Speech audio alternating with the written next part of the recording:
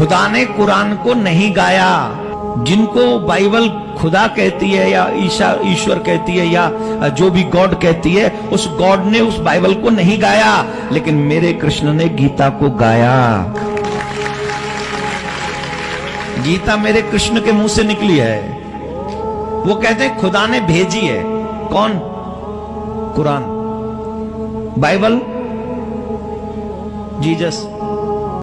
तो फिर और मैं तो कहता हूं मेरे भगवान ने गीता दी है, गीता बोली है, और उन्होंने सिर्फ लिख के नहीं भेजी, स्वयं से प्रकट की है। उस कुरान अल्लाह सुब्हानहू व तआला की आखिरी वही है जो नाजिल की गई थी आखिरी पैगंबर मोहम्मद सल्लल्लाहु अलैहि वसल्लम पर। कुरान मजीद सारी कायनात की सबसे बेहतरीन किताब है। कुरान मजीद सारी इंसानियत के लिए एक पैगाम है। कुरान मजीद अल्लाह सुब्हानहू व तआला की आखिरी किताब है जो नाजिल हुई थी मोहम्मद सल्लल्लाहु अलैहि वसल्लम पर। अगर कोई किताब कहती है कि वो खुदा की तरफ से है, तो उस किताब पर फर्ज हो जाता है कि वो अपने आप को साबित करे। हर दौर में उस किताब को साबित करना होगा कि वो खुदा की तरफ से है। सैकड़ों साल पहले वक्त था, दौर था मौजज़ात का, एज ऑफ मिरेकल्स। अल्हम्दुलिल्लाह, कुरान मजीद is a miracle of miracles. Quran मजीद मौजज़ों का मौजज़ा है। उसके बाद आया दौर अदब का, लिटरेचर, पोएट्री। अल्हम्दुलिल्लाह, मुसलमान और गैर मुसलमान अरबी दां ये कहते हैं कि अरबी में सबसे बेहतरीन किताब अरबी अदब के लिहाज से वो है कुरान मजीद। और अल्लाह सुब्हानहू व तआला चुनौती देते हैं कुरान मजीद में। अल्लाह सुब्हानहू व तआला चैलेंज करते हैं सूरह बकरा में, सूरा नंबर 2 आयत नंबर 23 और 24 में अल्लाह सुब्हानहू व तआला कहते हैं व इन कुंतुम फी रैबिम मिम्मा नज़्ज़लना अला अब्दिना। और अगर आपको शक है कि हमने ये किताब नाजिल की हमारे बंदे पर, अगर आपको शक है, फातु बिसूरत मिन मिस्ली, तो आप एक सूरा कुरान मजीद जैसी पेश कीजिए। मिन मिस्ली, हूबहू नहीं, कुरान मजीद जैसी एक सूरा आप पेश कीजिए। वदउ शुहदाअकुम मिन दुनिल्लाह इन कुंतुम सादिकीन, और बुलाओ अपने मददगार को और अपने गवाह को अल्लाह के अलावा अगर आप सच्चे हैं।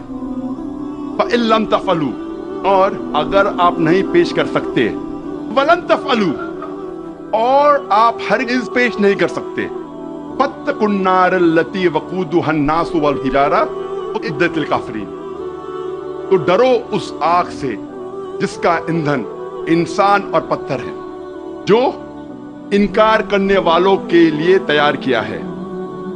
अल्लाह सुब्हानहू व तआला इन दो आयतों में चुनौती देते हैं, इंसानों को चैलेंज करते हैं। ये उस वक्त दौर था अरबी अदब का।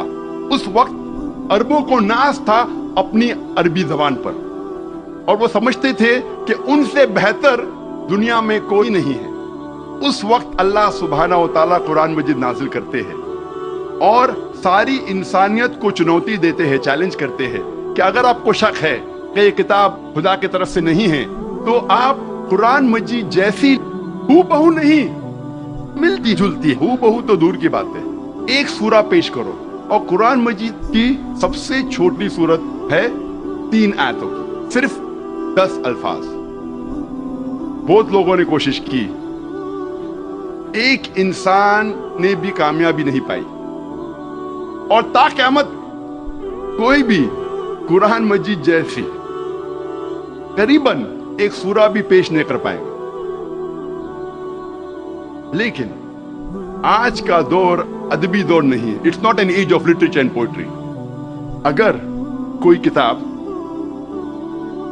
अपने आप को खुदा की तरफ से कहती है और अदबी अंदाज में कहती है कि दुनिया चपटी है, दुनिया सपाट है, क्या आज का जदीद इंसान इस बात को तस्लीम करेगा? बिल्कुल नहीं, क्योंकि आज का दौर अदबी दौर नहीं है। آج کا دور ہے جدید سائنس کا دور. آج ہم کوشش کریں گے یہ تحقیق کرنے کی قرآن اور جدید سائنس ملتے ہیں یا ٹکراتے ہیں. قرآن اور جدید سائنس ملتے ہیں یا قرآن اور جدید سائنس ٹکراتے ہیں. اس موضوع پہ ہم انشاءاللہ تذکرہ. ایک مشہور سائنسداں، فزسسٹ اور نوبل پرائز ونر جس کا نام البرٹ آئنسٹائن تھا، اس نے کہا science without religion is lame and religion without science is blind. Science مذہب کے بنا لنگڑی ہے اور مذہب سائنس کے بنا اندھا ہے. میں پھر سے دہراؤں گا.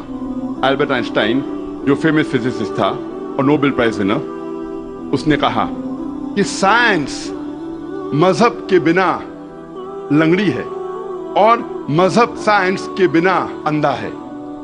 میں آپ کو یاد دلانا چاہتا ہوں کہ قرآن مجید سائنس کی کتاب نہیں ہے SCIENCE، لیکن ہے سائنس کی کتاب SIGNS.